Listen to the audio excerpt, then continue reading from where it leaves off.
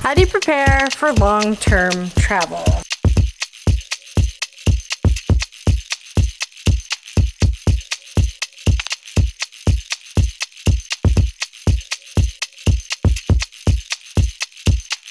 So that's a question that we got from one of our viewers, Robert Duffield. Thanks so much for asking the question in the comment, and that's what we're gonna get to next. Today we're gonna go over the 5 hot tips that we have for going on long-term travel, because we've been traveling since April of 2017 full-time. As of this recording, it's just been over 2 years. Yep. And it's been a lot of fun. But how do you prepare? Like, there's not really the ultimate guide for preparing. We should create an ultimate guide. Yeah. All right, we're gonna create an ultimate guide for you, but in the meantime, this video should suffice. Yeah, I gotta say, there's probably no time that you'll actually be like ready, you know? Like super ready. Like so ready, but these things are gonna help you really prepare and get your ducks in line so that it makes transitioning from like life and normal life to being on the fly and jumping around from place to place. Yeah, so our number one, and this is not in really any particular order, but with any list, something has to start it. So this particular one is start selling stuff. Yeah. Lean down what it is that you have, because let's face it, when you're traveling full time, you're not gonna need all of that crap. So do you really need it? No. No, you don't. We sold a lot of stuff before we left. Brian sold most of the stuff in his house, sold the house, he sold his RV, all that. Truck, everything. Everything. I sold a lot of my stuff. I also gave a lot of stuff away. Also sold a house. So we sold everything. That was like a really big part of, I don't know, creating that nest egg. Like a lot of people will save for years before they go travel. So something to help with that is definitely sell stuff. So when you're thinking about selling stuff, you gotta think about what is important that I must have while I'm traveling. Don't sell that stuff because you'll probably take it with you. But another consideration is that if you are taking so much stuff with you that you've got, 3 checked bags, and you've got your carry-on bag, and you've got your personal bag that's going on the plane, that's not realistic. So sell as much as you can, because let's face it, it's just things, and you're gonna be able to replace that with probably a better version. Probably outdated, whatever you do have already anyway, because whatever I was selling stuff, I had a bunch of outdated stuff that people were still wanting. So lighten the load. Number 2, make sure your passport is current. A lot of countries won't let you in if you're bumping against the time frame of expiration. So if you're like, you only have 6 months left on your passport, make sure you go and get that thing updated so you can stock up your time. I think that the passport that I have is like 10 years or something like that before it expires. How long is yours? Yours I think is a long one too. Mine might be 10 years also. Another thing that countries like is a minimum of 2 pages that are blank. And so in our passports, we actually put Post-it notes on 2 pages that said, please leave this blank. And it's kind of a note to the customs agent that if they're stamping this and they have to stamp that page, they're gonna be like, I gotta stamp this page. And then that's a note to you saying, hey, it's probably time to get a little refresher on this passport. So the 2 pages are your buffer for when you are, say, in Asia or you're super far away and you have to take a bunch of flights to get home. Every country that you land in, you will likely get a stamp. So having 2 pages blank will ensure that you make it home safe. So if you're gonna travel internationally, having a passport is an absolute requirement, and you can't really skate around without it. Number 3 on the list is eliminating unnecessary expenses. Now, a lot of us have all sorts of expenses coming in, especially if you own a home or you're renting. You probably have utilities, maybe water, electric, hydro. I think Internet. They call it hydro in Canada, eh? Hydro. Yeah. They call it electric in Texas, where I'm from. Internet, I don't know, maybe cable. If you Gym membership. Gym membership. I don't know what else you might be a part of, but you might be a part of a bunch of things and you're likely paying a bunch of bills. So something that we did was go through all of our credit card statements, Visa statements, bank, what's that called? Like your transaction checking records. account. Go through your transaction records and just see what you're paying for. If you're paying for a bunch of stuff that you're like, I'm not going to use that, like some memberships and stuff like that, those are pretty sneaky.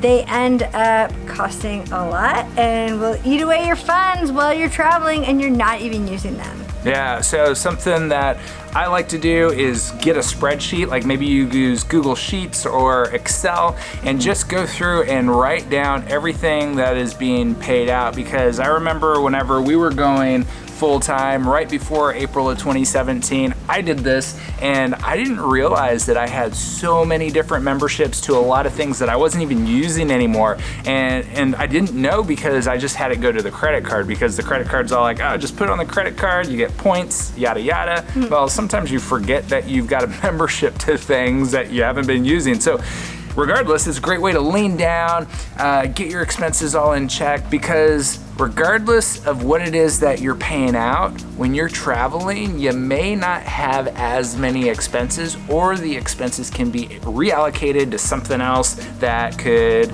provide more happiness in your life. Like experiences. Yeah, definitely experiences. Pick a climate.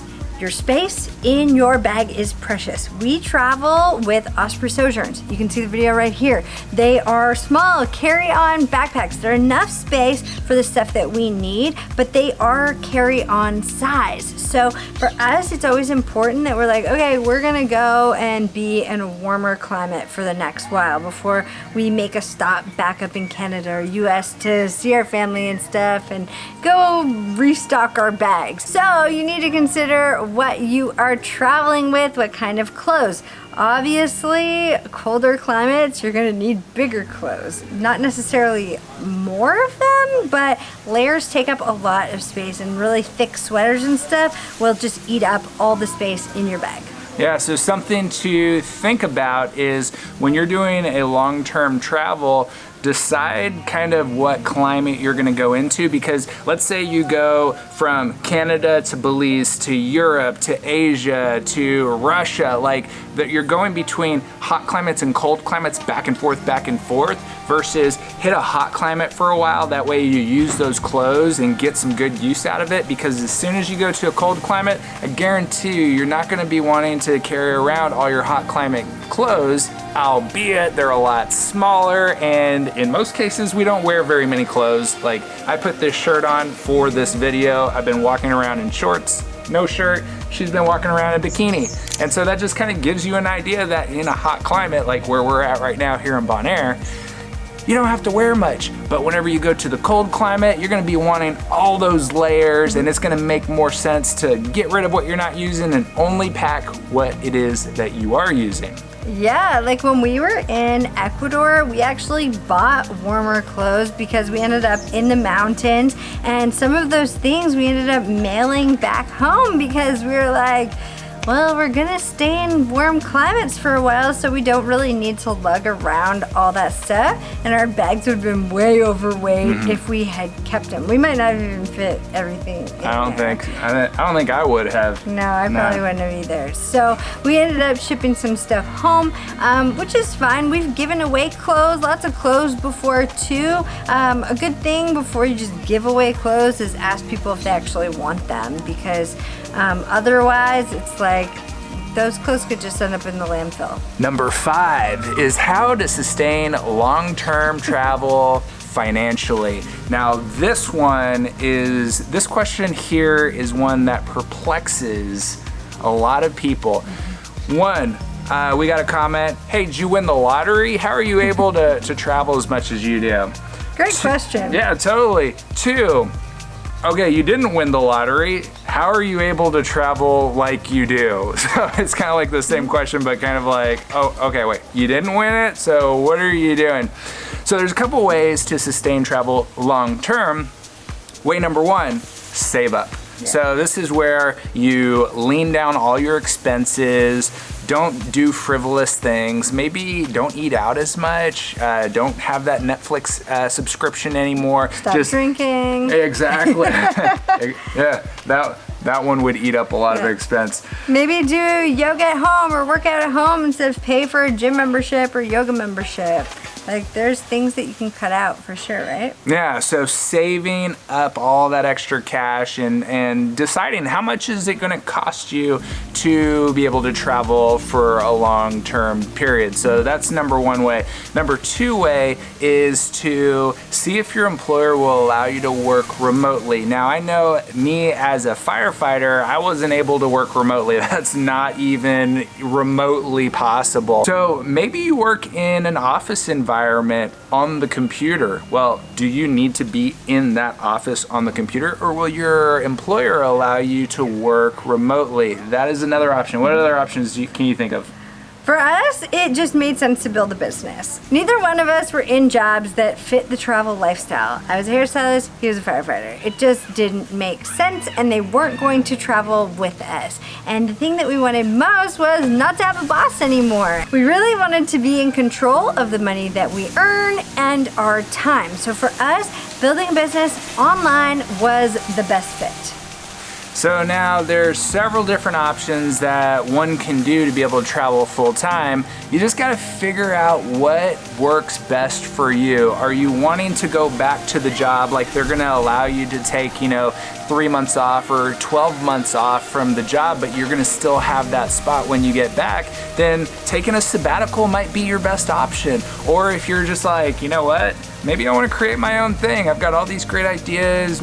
Maybe you're an organic gardener that wants to be able to take it to the road and go visit organic gardens and permaculture farms all over the world and document the experience. That's a great way to do it also. There's all sorts of different ways to bring your ideas, your skills, and your passion into the online space, from creating e-courses, creating a YouTube channel where you can educate, entertain, and inspire people with what it is that you do, that you enjoy, because guess what? There's other people out there already searching, and if you check out our on-demand training class, learnwithbeap.com, we actually dive further into it, but this video is all about how we're able to travel full-time so that maybe you could too. That's right, and if you have any more questions about this topic, leave them in the comments. We wish you luck. This is an exciting time. If you're watching this video, you're obviously really serious about long-term travel. So we hope this video answered your questions and cleared some things up for you, and we're happy to answer more of your questions in the comments.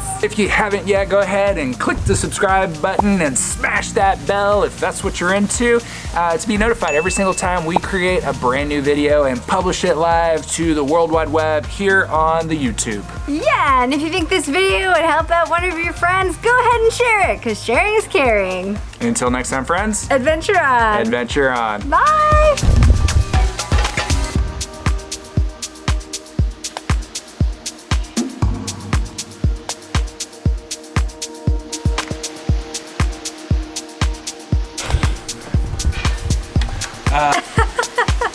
Is that funny? Yeah. If you're gonna travel internationally, it's pretty required to have a passport.